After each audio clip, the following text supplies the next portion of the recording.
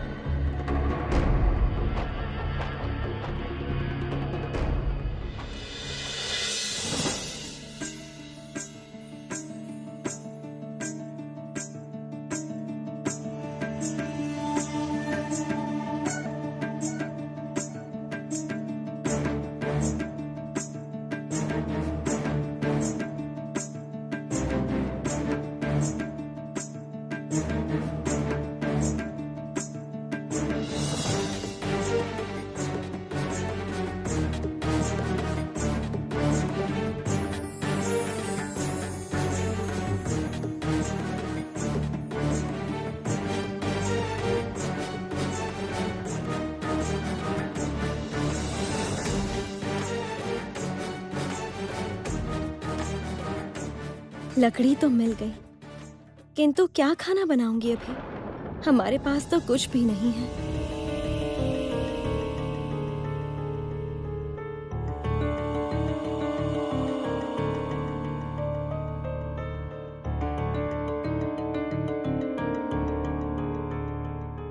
लीला, तेरे लिए थोड़े दाल चावल और अनाज लेकर आई हूँ।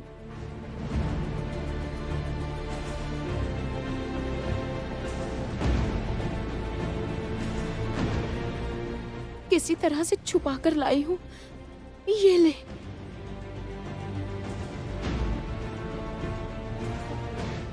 ये सब आप क्यों लेकर आई हो दीदी? पिताजी जान गए तो आप पर बहुत क्रोधित होंगे। और वैसे भी मैं ये सब नहीं ले सकती। आप ये सब वापस लेकर जाइए।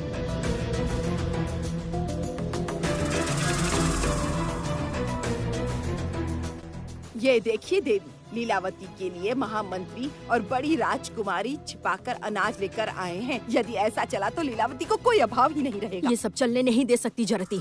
जैसे भी हो इसे बंद करना होगा। महालक्ष्मी के मानव रूप को मैं भूखा मारूंगी। चलो।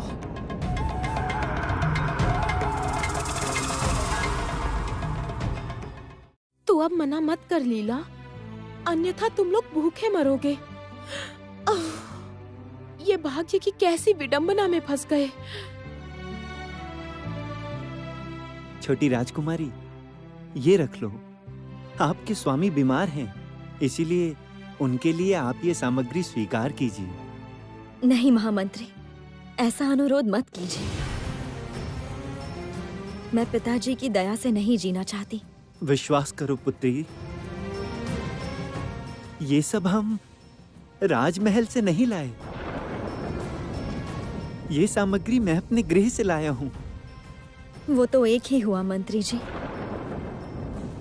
आप महाराज के राज कर्मचारी हैं, इसलिए अंततः ये दान महाराज का ही हुआ।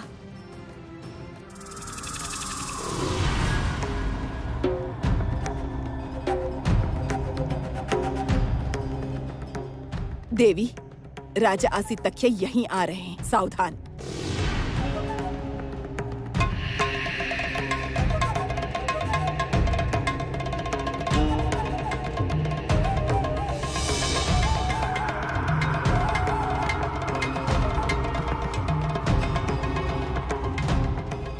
योगिनी माता, आपने मुझे बुलाया है?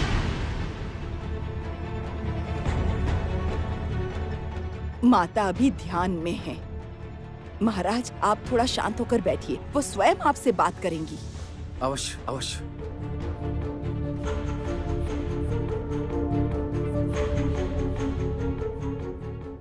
अमंगल, घोर अमंगल, घोर अमंगल। राजा आसितक्ष्य, इस राज्य का अन्न छिपाकर ले जाया जा रहा है लीलावती के लिए। क्या कह रही हैं योगिनी माता? मुझे कुछ समझ में नहीं आ रहा। अमंगल, घोर अमंगल। यदि तुमने अपनी कन्या पर करुणा दिखाई तो उसका साया आप पर भी पड़ेगा महाराज।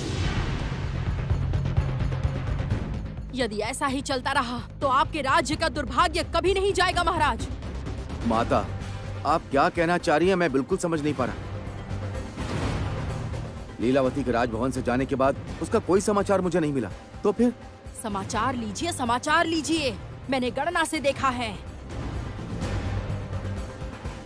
आपकी बड़ी कन्या और महामंत्री दाल चावल सब लेकर गए हैं आपकी छोटी कन्या लीलावती के पास। अगर ऐसा ही चलता रहा तो आपके राज्य की अवस्था कभी कुशल नहीं होगी। हर जगह दुर्भाग्य ही होगा। हो सके तो आपकी छोटी कन्या लीलावती को इस राज्य से दूर कर दीजिए।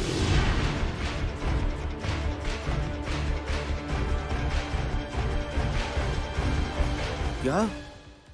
कलावती और महामंत्री का इतना साहस? मैं स्वयं देखना चाहता हूं।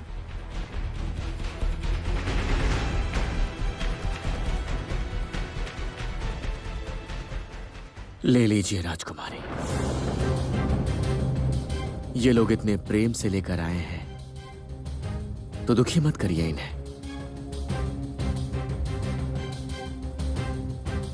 प्रहरी,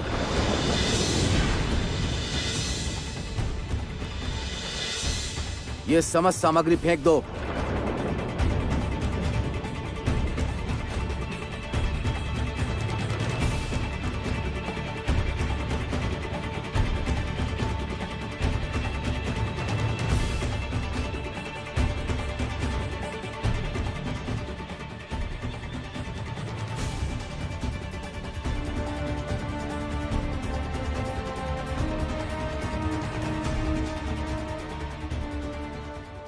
पिताजी,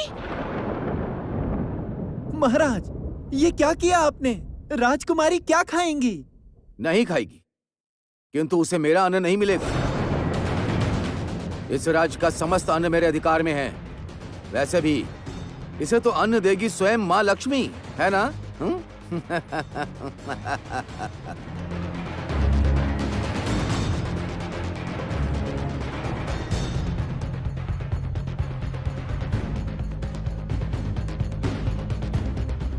सुनो ब्राह्मण, इस नदी के किनारे तुम लोग वास नहीं कर सकते। आज ही तुम लोग मेरे राज्य को छोड़कर चले जाओ,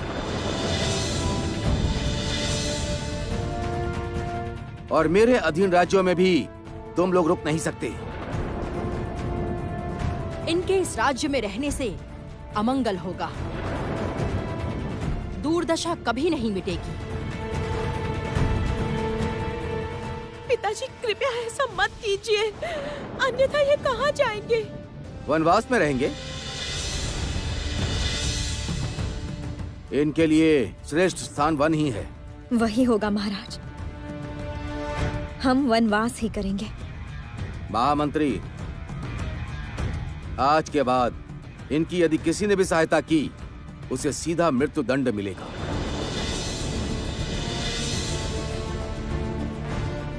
स्मरण रहे।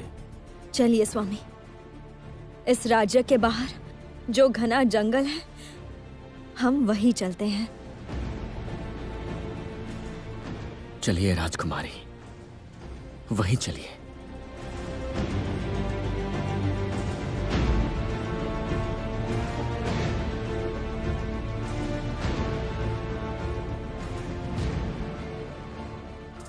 राजकुमारी लीलावती को मैंने सदा के लिए शांत कर दिया है। जन मानव के बिना वन में ये लोग अब कैसे जीवित रहते हैं, वही देखना है मुझे। सुना है वनवास नर्कवास के तुल्य है।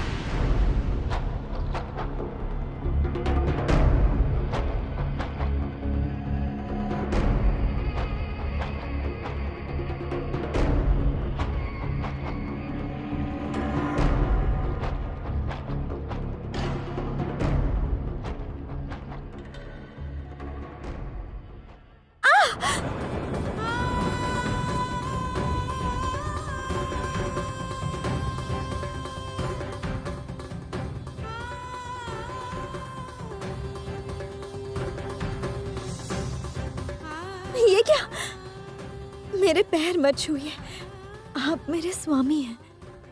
राजकुमारी, मुझे देखने दीजिए।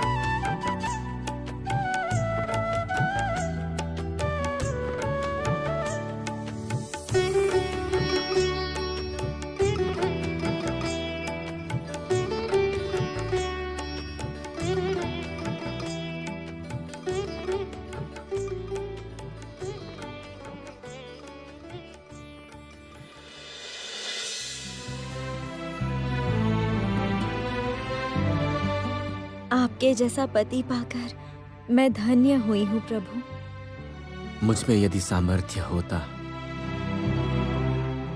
तो मैं आपको पृथ्वी का हर एक सुख देता। सुख शांति धन रत्नों से नहीं आता है, सुख तो मन की एक अनुभूति है। आपके साथ सुख दुख बांट पाने से मैं धन्य हो जाऊंगी।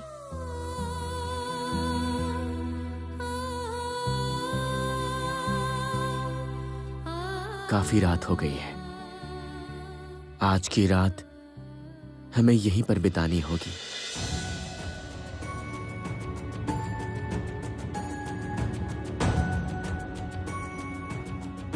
आप यहीं पर बैठिए राजकुमारी, मैं कुछ फल लेकर आता हूं।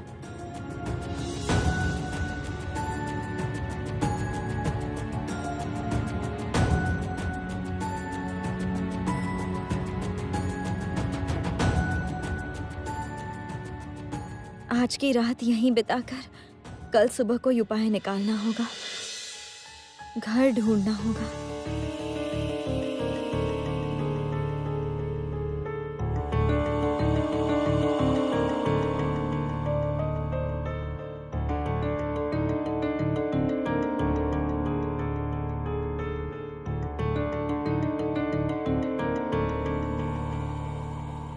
ये लीजिए राजकुमारी, इसी से अपनी क्षुधा मिटाई। पहले आप भोजन कीजिए स्वामी, उसके बाद मैं खाऊंगी।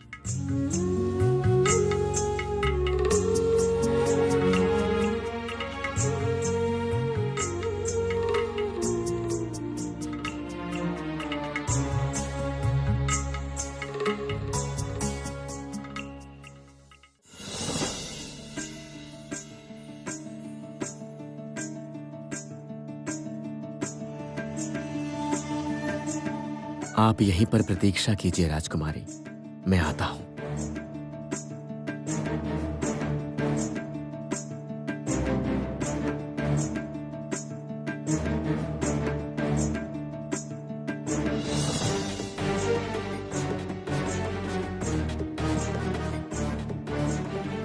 ये क्या कर रहे हैं स्वामी? ये सब तो मुझे करना चाहिए। नहीं राजकुमारी, आप अपनी कोमल शैया छोड़कर मेरे साथ रहने आई हैं। आप मुझे अपनी सेवा करने दीजिए।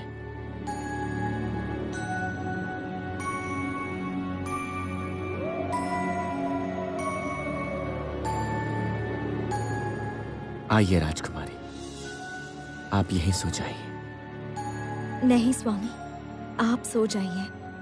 मैं यहीं बैठकर रात भर जगूंगी। नहीं राजकुमारी, ऐसा मत कहिए।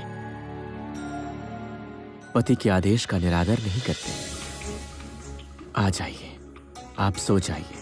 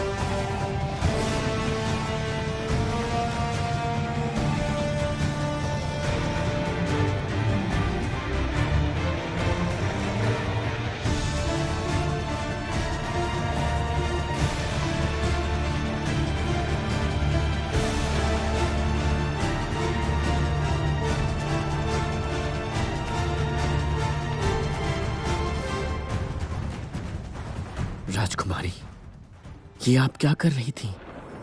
यदि शेर आप पर प्रहार कर देता तो? मेरे प्राण जाते, किंतु आपको तो रक्षा मिलती। शेर एक साथ 2 मनुष्यों का शिकार नहीं करता।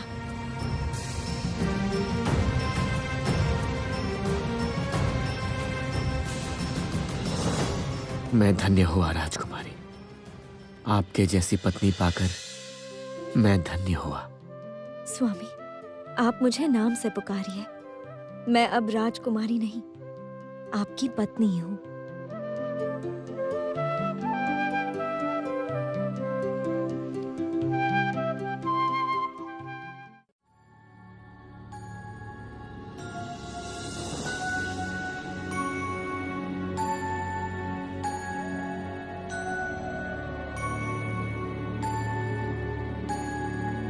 क्या हुआ? पैर दुख रहा है तुम्हारा? तुम चल तो पाओगी ना?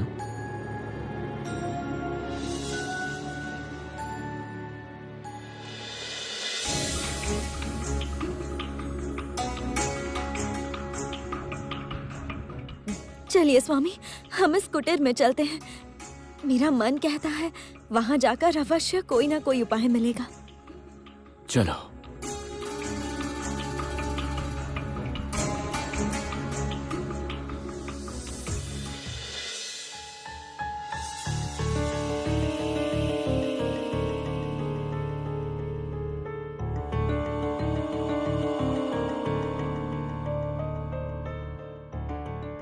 कोई है क्या? हम बहुत दूर गांव से आए हैं। क्या कोई है? लगता है इस कुटीर में अब कोई नहीं रहता। कोई है?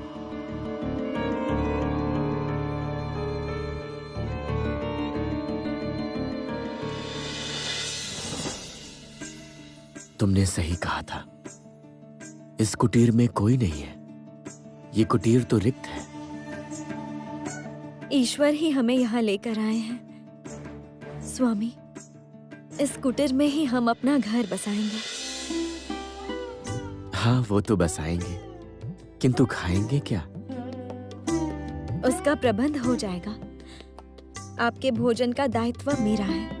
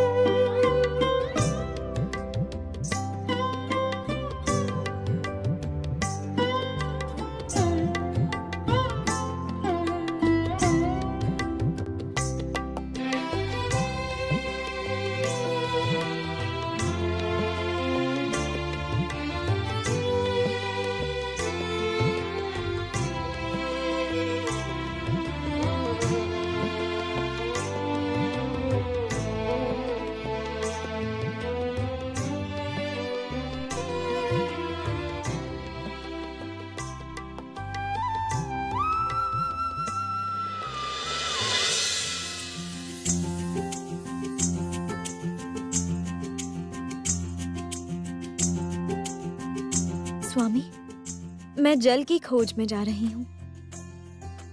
नई जगह पर तुम कहाँ जल की खोज में जाओगे? दो, मुझे दो, मैं लेकर आता हूँ। यहाँ जब मनुष्यों का वास था तब आसपास में कहीं अवश्य जल होगा। आप विश्राम लीजिए स्वामी, मैं जल्दी जाकर वापस आ जाऊंगी। तुम्हारे पैर का घाव अब तक ठीक नहीं हुआ है। मैं तुम्हें अधिक चलने फिरने नहीं दूंगा। दो, कलश मुझे दो।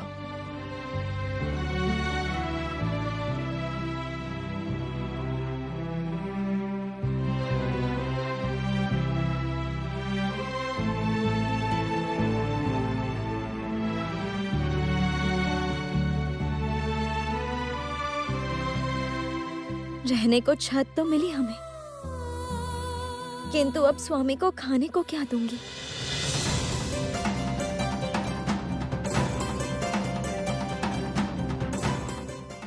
कहाँ हो बिटिया?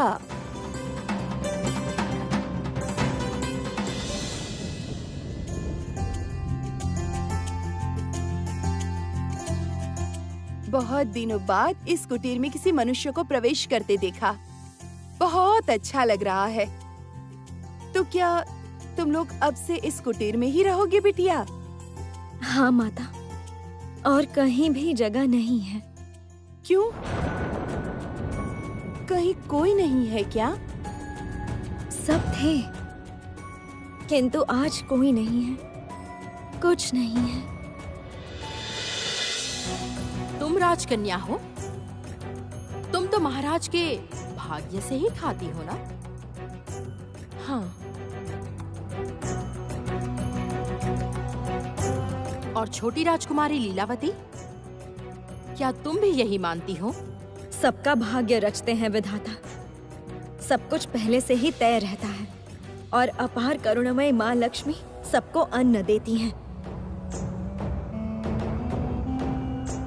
आज तुम्हारे कारण इस राज्य की इतनी दुर्दशा और ये दुर्भाग्य है। लीलावती, मैं तुम्हें निर्वासित करता हूँ।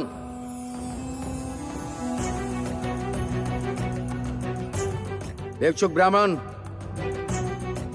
ये मेरी कन्या है लीलावती। इसे मैंने तुम्हें दान किया। जाओ, ले जाओ।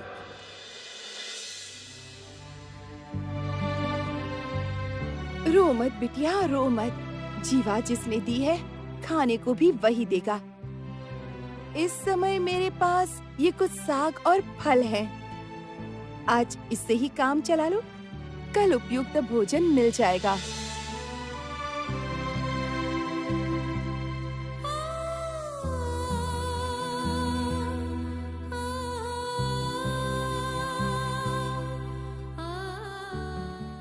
किंतु माँ, मैं तो ये क्या, ऐसे अचानक चली गई? अद्भुत।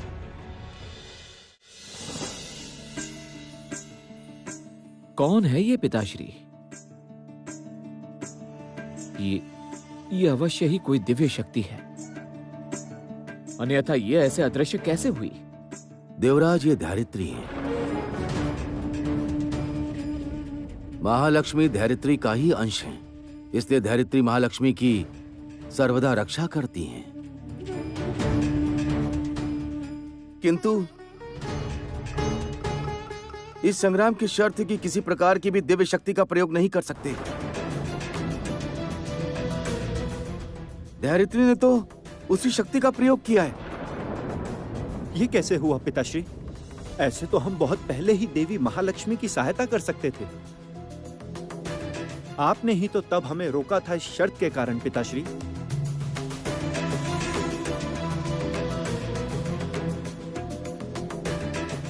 पुत्र अग्नि, मैं तुम्हें मना कर सकता हूं, तुम्हारा पथ अवरोध कर सकता हूं, किंतु वे धैर्यत्री हैं। धैर्यत्री को रोकने की शक्ति तो मुझ में नहीं है पुत्र।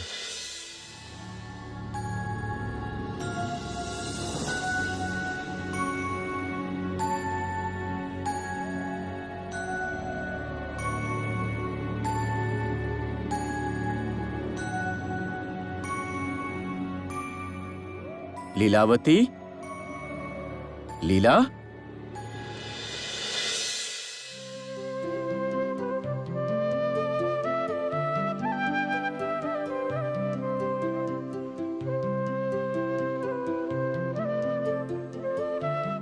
स्वामी, इससे अधिक मैं और कुछ प्रबंध नहीं कर पाई। केवल ये सामान्य फल है, इसे खाकर आप अपनी भूख मिटा सकते हैं। ये क्या लीलावती, तुम्हारे नेत्रों में अश्रु क्यों है? ओह, राजभवन के लोगों को स्मरण कर रही हो क्या?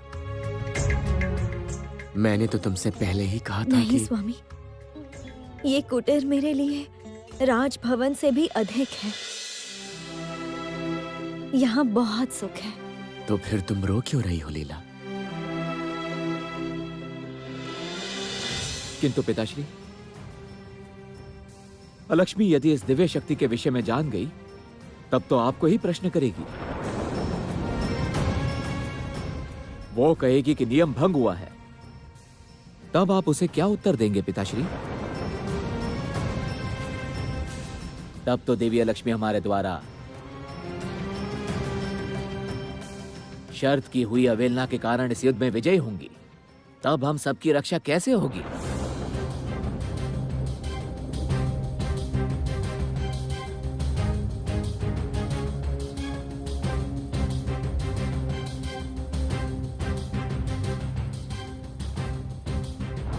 ताकि मैं देव सभा में श्रेष्ठ देवी का आसन प्राप्त कर पाऊं। श्रेष्ठता कोई कामना की वस्तु नहीं है पुत्री, श्रेष्ठता प्राप्त करनी पड़ती है। कहो पुत्री, क्या वर चाहती हो? एक सामान्य वर चाहती हूँ पिताश्री। मेरे और महालक्ष्मी के युद्ध में आप लोगों में से कोई भी दिव्य शक्ति का प्रयोग नहीं करेगा। मैं केवल इतना ही चाहती हूँ। अनुमान कर पा रहा हूं कि शीघ्र ही एक प्रबल प्रलय का सामना करना होगा। यदि ऐसा कुछ हुआ तो मैं स्वयं अलक्ष्मी से वार्ता करूंगा।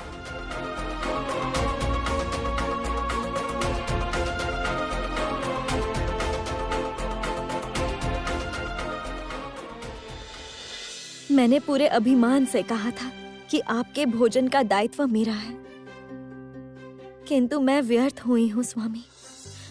आज भी मैं आपके लिए अन्न का प्रबंध नहीं कर पाई। पत्नी धर्म का पालन मैं नहीं कर पाई। मन को दुखी मत करो लीला। तुमने तो स्वयं ही अपने पिताजी से कहा था कि अन्न तो देती है माँ लक्ष्मी। तो फिर तुम्हारा, मेरा, हमारा क्या ही सामर्थ्य है। साहस रखो, अवश्य ही कोई उपाय निकलेगा। यहां देखो, मेरी ओर देखो लीला। देखो मेरे श्वास की समस्या कैसे अचानक दूर हो गई है।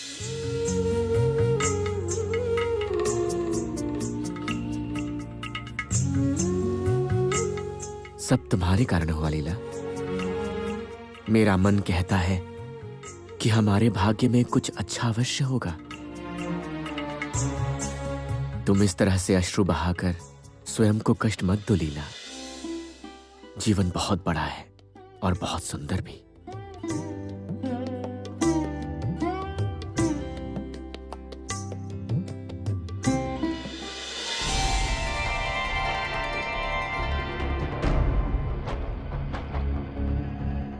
देवी धैर्यत्री, कहां हो तुम? प्रकट हो। तुम्हारे साथ वार्ता करना आवश्यक है।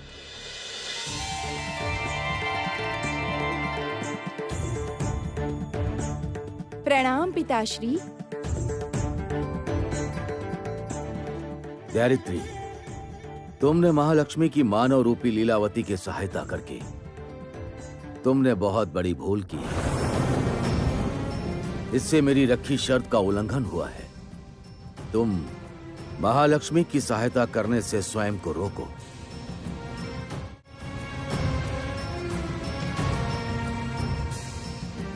पिताश्री, ये आप क्या कह रहे हैं? कौन सी शर्त की बात कर रहे हैं? मुझे तो कुछ भी समझ में नहीं आ रहा। धैर्यत्री, भविष्य में पृथ्वीलोक में कौन श्रेष्ठ देवी होगी, उसके लिए लक्ष्मी और अलक्ष्मी में युद्ध चल रहा है। इसलिए महालक्ष्मी ने लीलावती के रूप में पृथ्वी पर जन्म लिया है। किंतु इस युद्ध के नियम अनुसार कोई देव या देवी अपनी दिव्य शक्तियों का प्रयोग नहीं कर सकते, क्योंकि मानव रूप में जन्म लेने के बाद लीलावती ने अपनी दिव्य शक्ति खो दी है। धैर्यत्री, तुमसे अनुरोध है कि तुम लीलावती की सहायता के लिए किसी दिव्य शक्ति का प्रयोग मत करो। क्षमा कीजिए पिताश्री, ऐसी शर्त तो मेरे लिए मानना असंभव है। धैर्यत्री, क्या आप मुझे मेरे धर्म पथ से हटाना चाहते हैं? मैं देवी वसुंधरा हूँ। सभी पृथ्वीवासी मेरी संतान हैं। और देवी महालक्ष्मी, उसने तो अभी मानव रूप लिया है, इसलिए लीलावती भी मेरी ही संतान स्वरूप हुई। पिताश्री, संतान यदि कष्ट में रहे तो माँ तो सहायता करेगी ही। इसे आप किसी शर्त से कैसे रोकेंगे? मैं लीलावती को अन्न दान करूंगी, किंतु हाँ, वो अन्न कभी भी राजा आसितक्ष्य का नहीं होगा।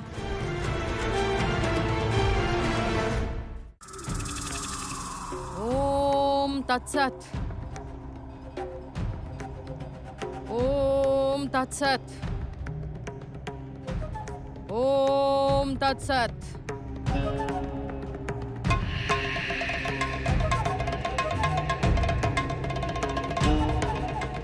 जरती, धमसा बजाओ जरती, धमसा बजाओ। कल से पृथ्वी के कई राज्यों में मेरी उपासना आरंभ होने जा रही है। वात्सव में देवी, मुझे बहुत आनंद मिल रहा है। अब स्वर्ग के देवता आपको श्रेष्ठ देवी का आसन देने पर बाध्य होंगे। अवश्य। मेरा सिंहोबाग कार्य समाप्त हुआ है।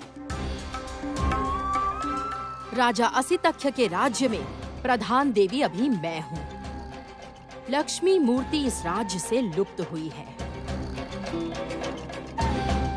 अब शेष राज्यों में भी मैं स्वयं को प्रतिष्ठित करूंगी। धमसा बजाओ जरती।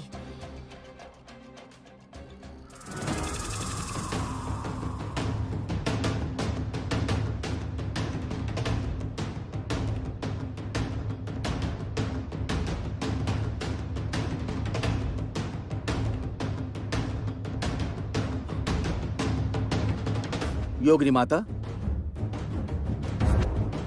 आपने मुझे बुलाया है? राजा असितख्य, मैंने अद्भुत रूप से देखा है कि आपके अधीन राजाओं ने अभी भी देवी अलक्ष्मी का कलश पूर्ण सम्मान के साथ स्थापित नहीं किया है।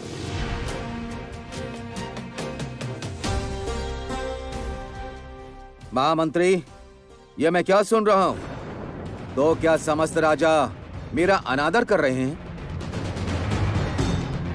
आपका अनादर करने का साहस किसी में है महाराज, किंतु देवी महालक्ष्मी की मूर्ति हटाकर देवी अलक्ष्मी के कलश स्थापना में थोड़ा समय तो लगेगा ही महाराज। मैं अब कुछ नहीं सुनना चाहता हूं। कल तक वो कलश हर राज्य में स्थापित करना होगा, अन्यथा समस्त राजाओं को मैं राजहीन कर दूंगा।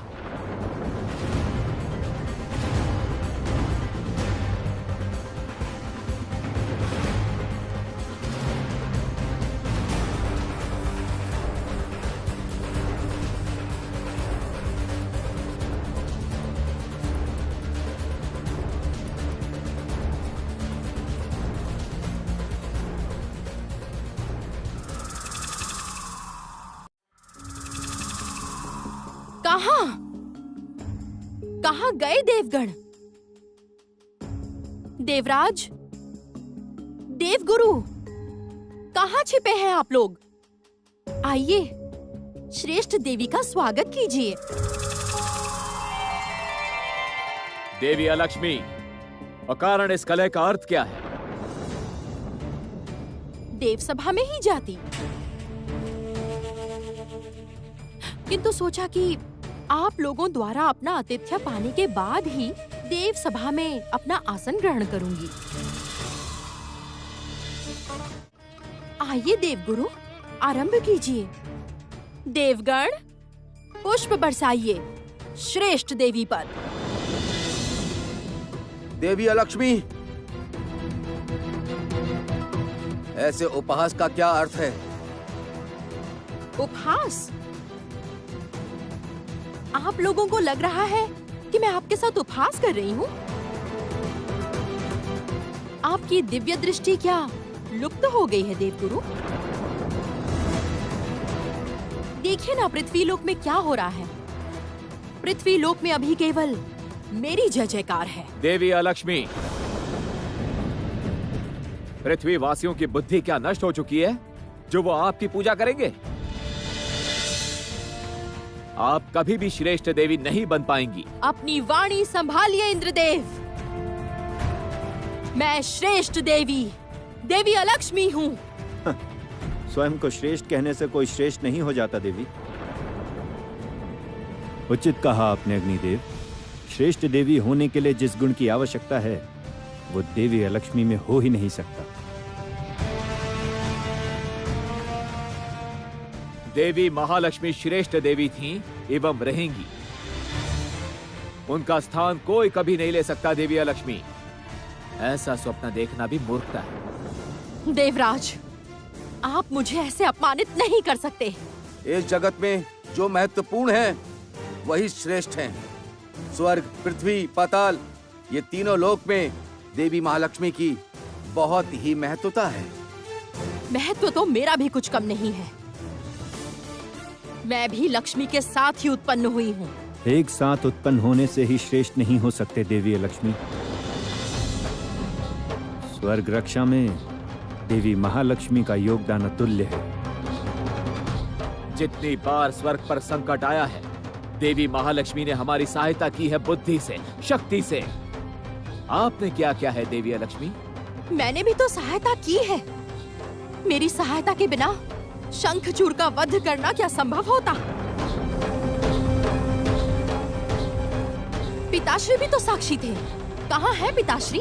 बुलाइए पिताश्री को। पिताश्री ब्रह्मा, कहाँ है आप? प्रकट होइए पिताश्री।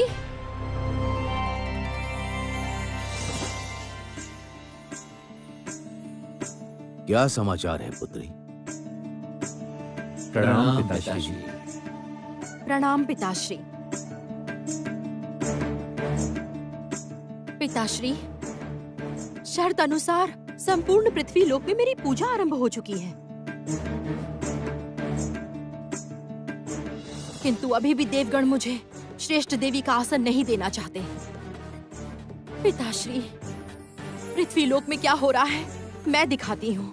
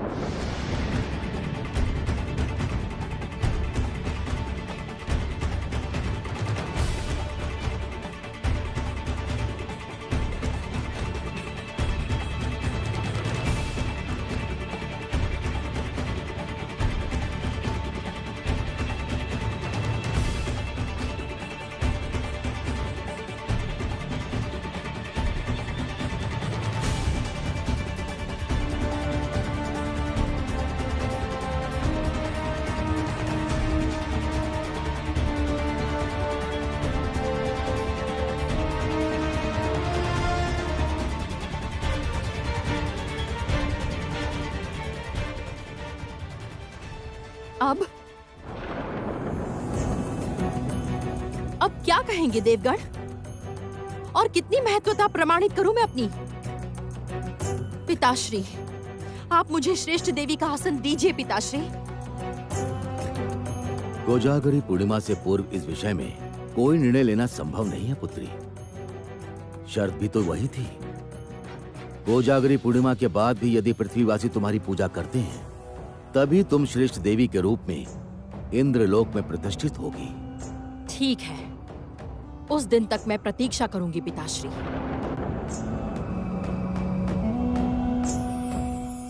देवगणों का कोई भी छल अब काम नहीं आएगा। मैं मेरा उचित अधिकार अब लेकर ही रहूंगी। चीर समाधिस्थ हुई है महालक्ष्मी, अब कभी भी वो जागृत नहीं होगी।